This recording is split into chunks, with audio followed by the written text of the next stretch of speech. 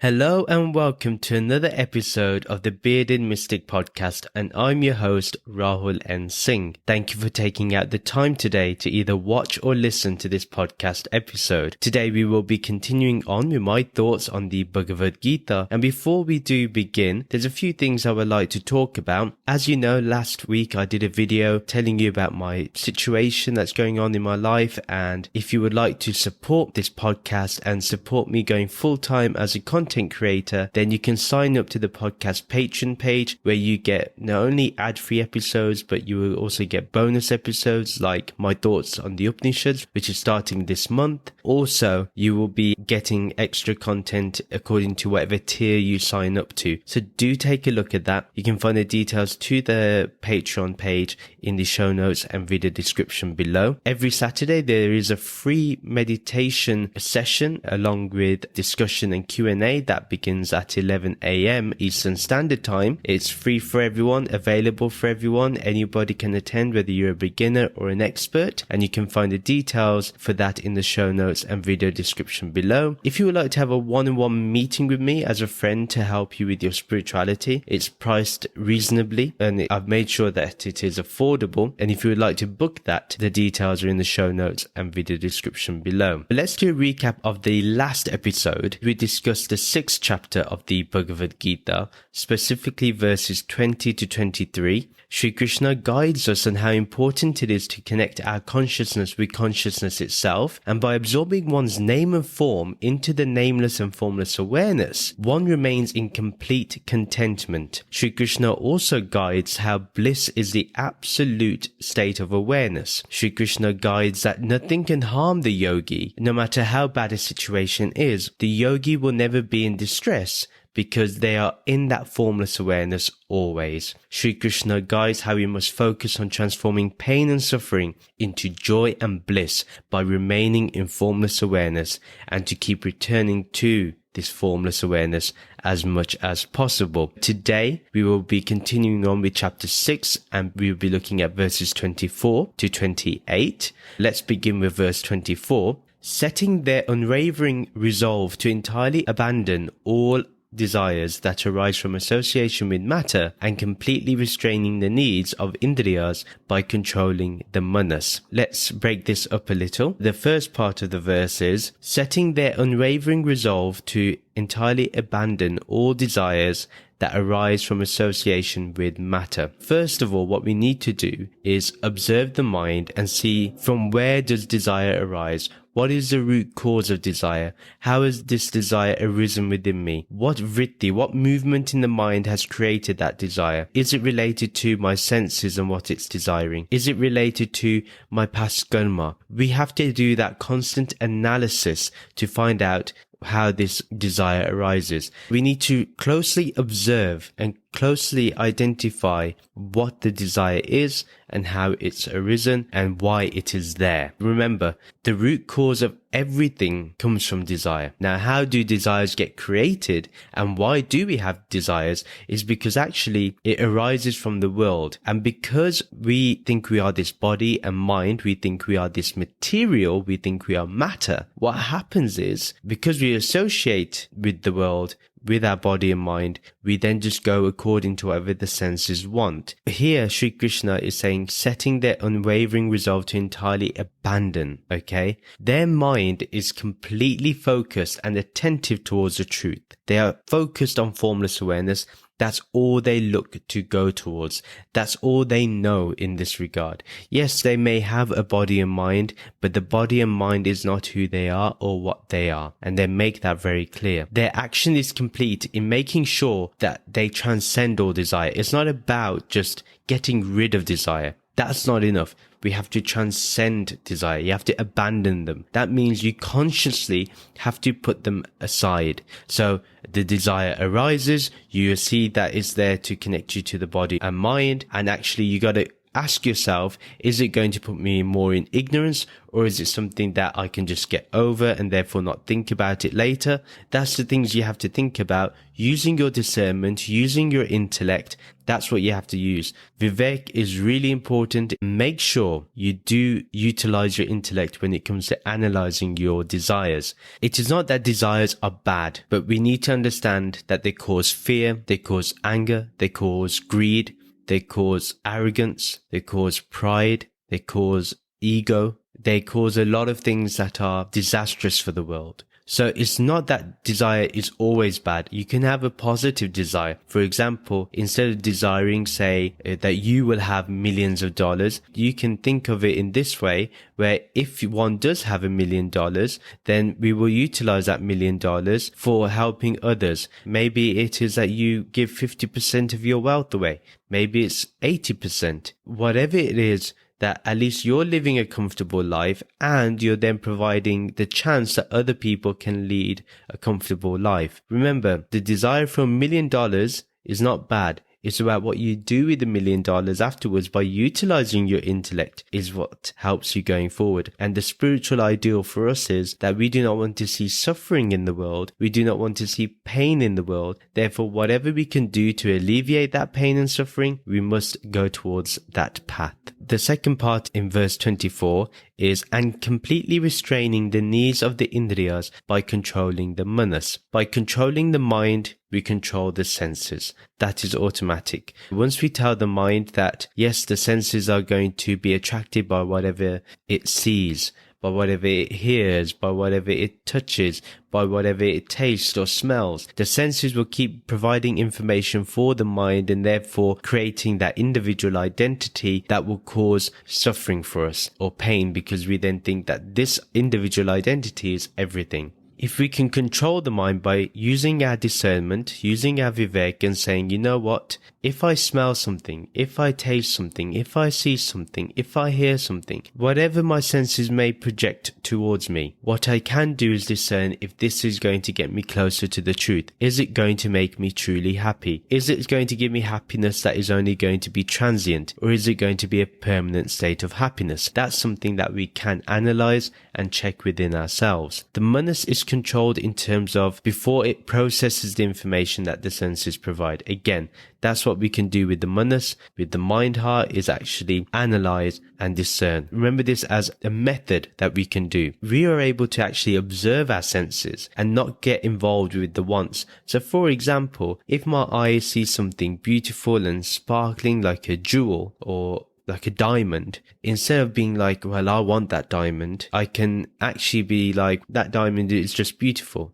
I don't have to make it into I want or I need that diamond. You can just admire something and then let it go. That's something we can do. Even when it comes to food, if you are already full, there's no need to eat anymore. Only eat as much as your body can take and should take. Don't overeat. Don't undereat. The more balanced you are, the better. Again, even with needs, it needs to be properly observed and we need to see if it is required. So anything, whether that's a new car, a new house, when you go to grocery shopping, when you go into the aisles and you see all these different things that are available, do you need those things or is it more you want those things and you think that they are your needs? Sometimes, when you go shopping, you can turn around and say, well, oh, I need this, and then you never use it. You need to analyze whether we need those things or whether we don't. The context of the whole verse here is that Sri Krishna wants us to control our senses and abandon our desires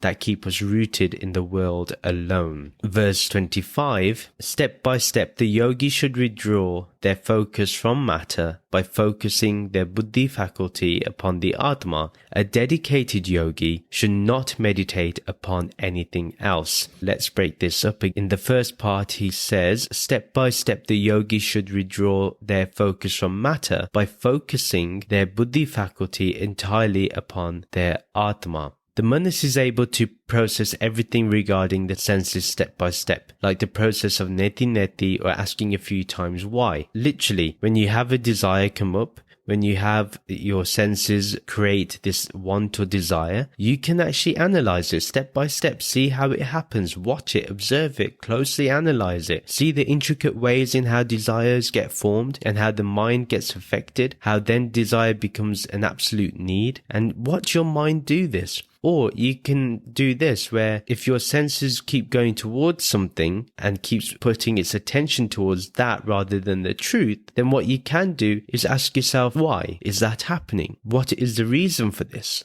Why is my attention going away from the truth? Why is my attention not going towards listening to spiritual things? Why is it that I would rather listen to more gossip or entertainment? So the yogi must bring their focus from the world to formless awareness. This is the ultimate step and aim for everybody. We are to divert our attention from the outward to the inward, from awareness outside in front of us of what we can perceive through our senses and whatever sensory information it provides, to actually looking at the antaryami, the inner dweller, the self, Brahman, the formless awareness. That is what we can divert our attention to. That's how we can turn our attention from outwards to inwards. By seeing that this formless awareness is that aspect of us which is eternally happy, which has always been happy, but it has been masked by our desires, our wants that we have in this world. That's something that we can also check within ourselves and actually really observe. As a yogi, all of us must focus from the world to formless awareness. The intellect is to focus completely upon awareness and nothing else. That is it. That's the ultimate step. Then the second part of the verse is, a dedicated yogi should not meditate upon anything else. Now, I love this part because it kind of explains what I really feel about spirituality. And I do believe that one should be absolutely dedicated. Being a yogi does not need your half-heartedness. It needs a full attentive approach. A lot of people just think that spirituality is if you go to a satsang for a few hours, or you go to a kirtan for a few hours, or you read a spiritual text once in a while, or you listen to a YouTube video here or there, or a podcast. That is not it. A real spiritual life is when you are really dedicating your whole life towards it, where every moment that you get that is free, you can divert your mind from the worries of the world, from the worries of the politics and powers of the world, even of religious and spiritual institutions, and bringing it more towards meditating on that formless awareness, meditating on Brahman, focusing on Brahman, seeing Brahman in everything, seeing that Brahman is the only thing. But how can we get to that dedicated yogi stage? How can we get there? If that is the need of the hour, frankly, if we're listening to this podcast and we've been following the Bhagavad Gita and we believe in what Shri Krishna is saying, then what I would say is that all of us are already signed up for being a dedicated yogi. I don't think any of us would continue listening to this if we didn't feel that way. What I would say to you is a dedicated yogi is one who is convinced of the truth. You're convinced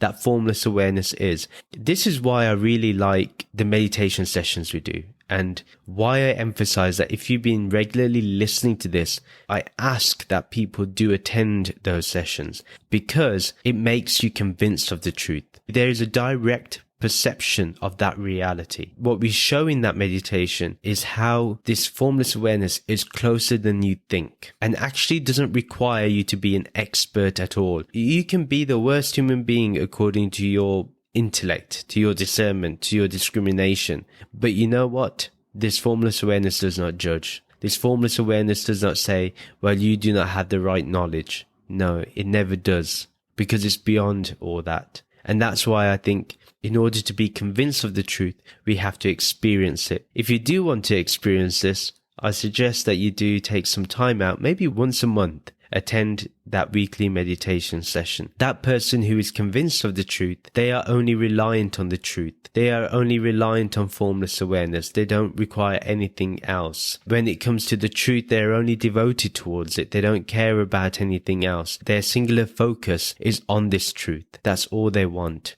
They don't want to meditate upon anything else. They don't want to contemplate upon anything else. Yes, the world will continue.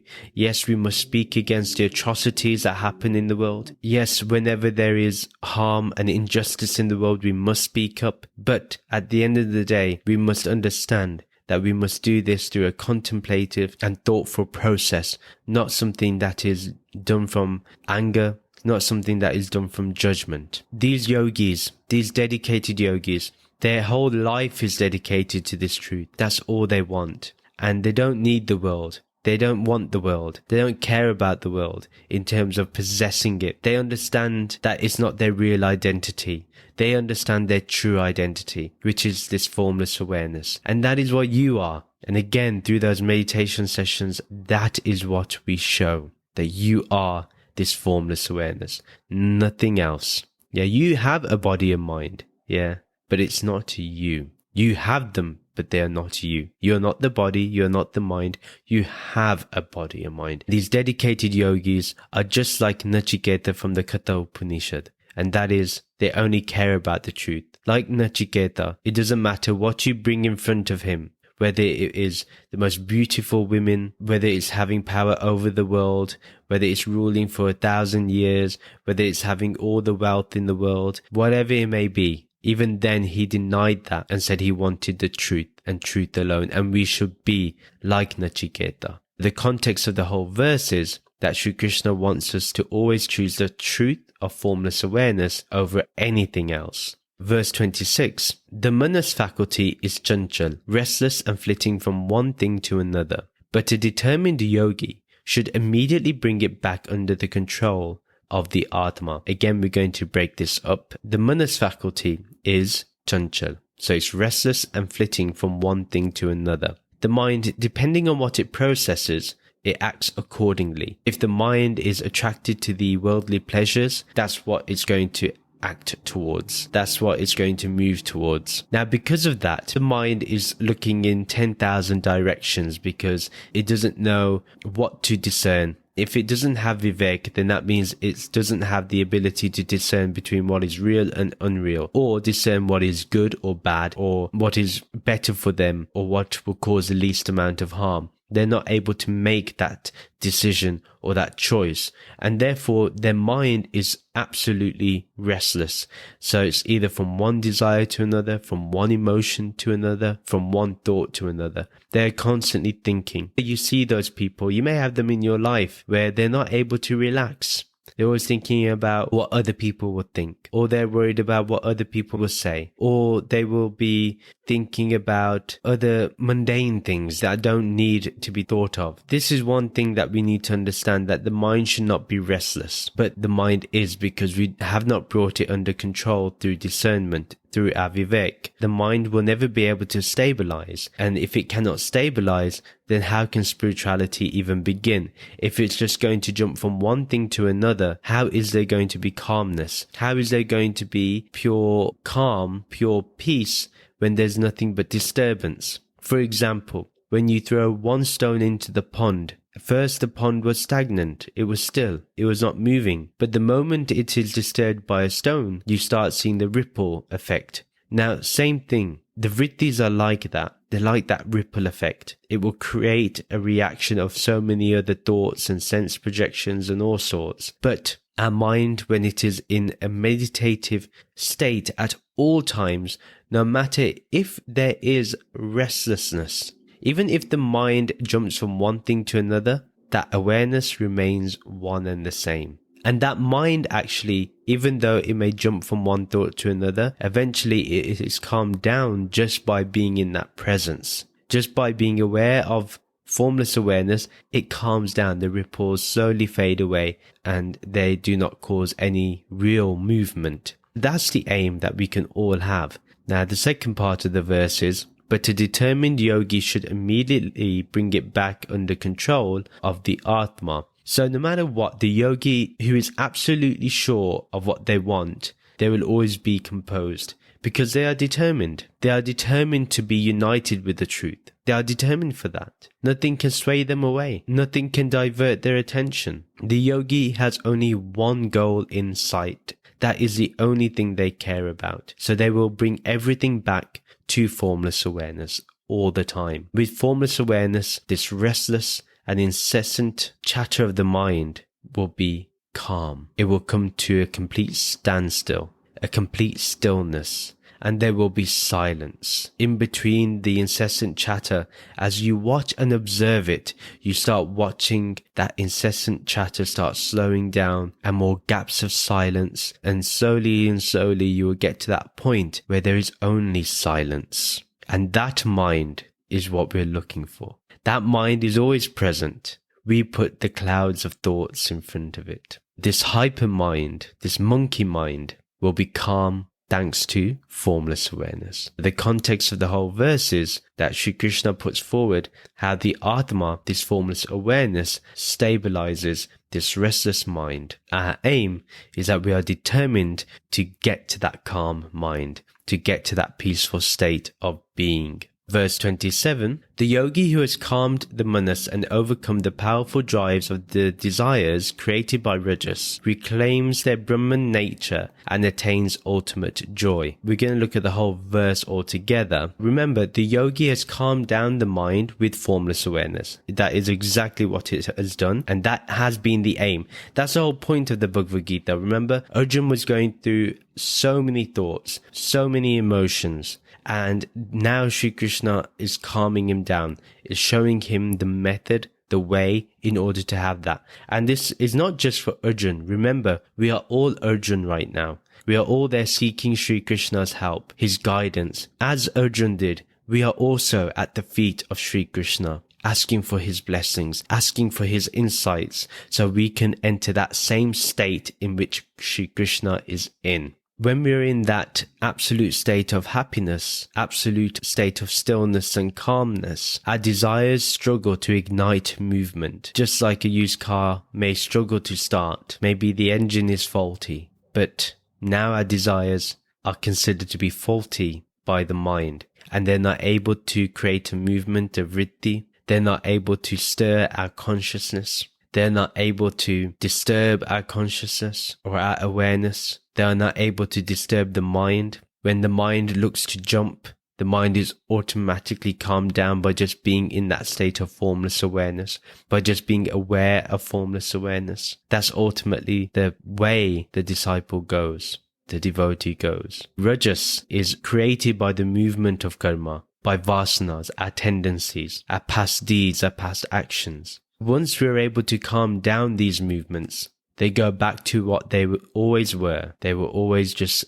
a figment of our imagination, nothing more. We created this world of karma. We created this world of vasanas and tendencies. We created this world of emotions and thoughts. And when we realize that this world is just simply an appearance, the mind comes to a complete calmness, peacefulness, stability, of wonder and awe. And there we find Param Anand, bliss, because that is our very nature. That is who we are, and we attain that ultimate joy. It's always there waiting for us once we reclaim our Brahman nature. So we utilize our rajas in that way. Because it has that hyperactivity, because it's created by movement, we're able to utilize that and bring it to Brahman. So what we do is, whenever we have a thought, we think of Brahman. Whenever we have an emotion, we dedicate it to Brahman. Whenever we have a tendency, we bring it back to Brahman. Whenever we face the results of a past action or an action we just did, we think of Brahman. We stabilize ourselves in that formless awareness, because that formless awareness is the only thing that we are dedicating our life towards. And that is Sri Krishna's message. The context of the whole verse is that Sri Krishna is guiding how the yogi calms down the mind and no longer goes according to their desires, and therefore attains that Param Anand, that ultimate bliss. Verse 28, thus, through the constant practice of the yoga of seeing oneself as the atma, the yogi becomes calm and goes beyond the reach of all harmful material influences. Now, in direct contact with the reality of Brahman, the yogi achieves a state of joyfulness that has no limitations. Very beautiful verse. The first part of this verse is, thus, through the constant practice of the yoga of seeing oneself as the atma, the yogi becomes calm and beyond the reach of all harmful material influences. By practicing this union of formless awareness, one understands what they are. They know they are this atma alone. They can only be the atma. They are not this body and mind. Matter is unreal because it changes. It's impermanent. It's subject to modification.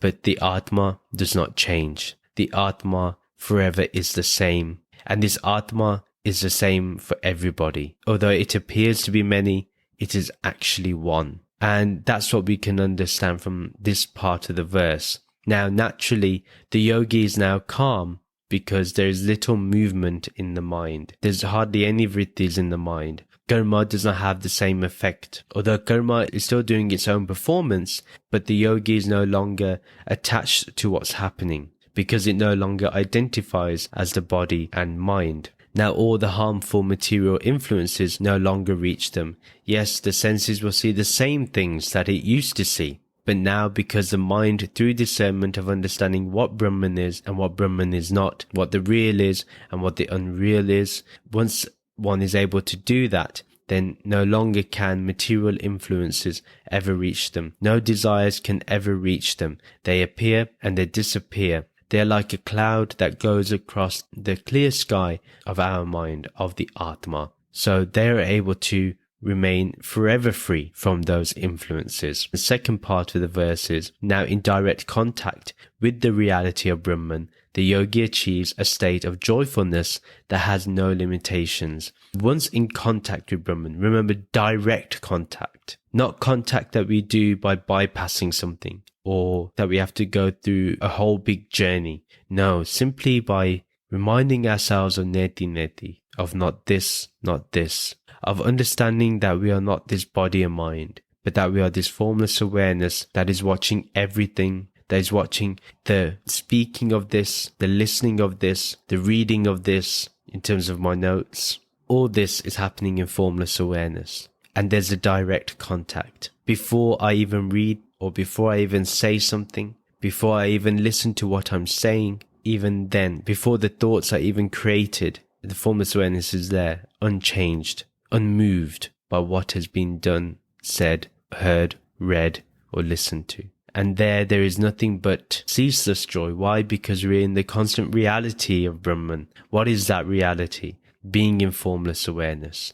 And that is the aim of what we all want to achieve. This state of joyfulness that is achieved from being aware of formless awareness, by being aware of Brahman, by understanding the ultimate reality, by bringing the ultimate reality from the background to the forefront of our mind, the forefront of our attention. Then that joy has no limitations. Nothing can bind it. Nothing can restrict it. Nothing can cage it. It will always be free. It will always be limitless.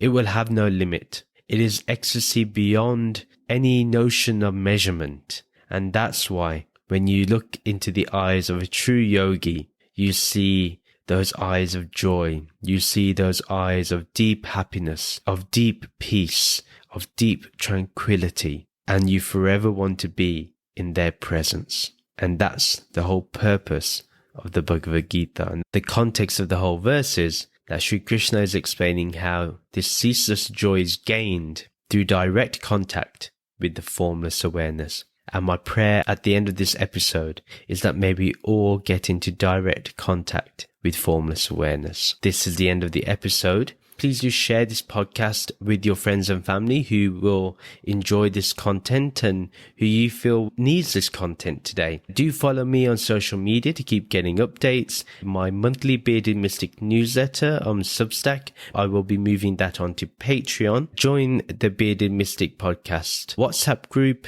and the details for that are in the show notes and video description below. The Bearded Mystic podcast community group is where we get together and we can ask questions. We share spiritual things that help us to gain more deeper insights into the truth. As I mentioned, if you'd like to support the Bearded Mystic podcast, you can check out the podcast's Patreon page, and there you can see what tier you would like to join that you can afford. Remember, when you join and you subscribe to this, it helps the podcast, and it then gives me the ability to spend more time on creating spiritual content. The other way you can support the podcast is through Apple Podcast subscriptions, which you can find on the Apple Podcast app itself. If you would like to have a one-on-one meeting with me for 30 minutes to discuss your spirituality, and I will guide you as a friend, you can discuss your spirituality, discuss any issues you have, things that you may not be comfortable sharing in maybe the community group on WhatsApp or on the meditation session. So you can find the details for that in the show notes and video description below. If you would like to, please rate and review the podcast on our website, which is www.thebeardedmysticpodcast.com. Please do like and comment on this video and subscribe to this YouTube channel. And if you're listening to this on your favorite podcast streaming app, please do like this episode if you can, and also give it a 5-star rating. And most of all, do follow the podcast. Thank you very much for listening. Let's end with the Soham and Shanti mantra. Soham, Soham, I am that, I am that. Om Shanti, Shanti, Shanti. Om peace, peace, peace. Namaste.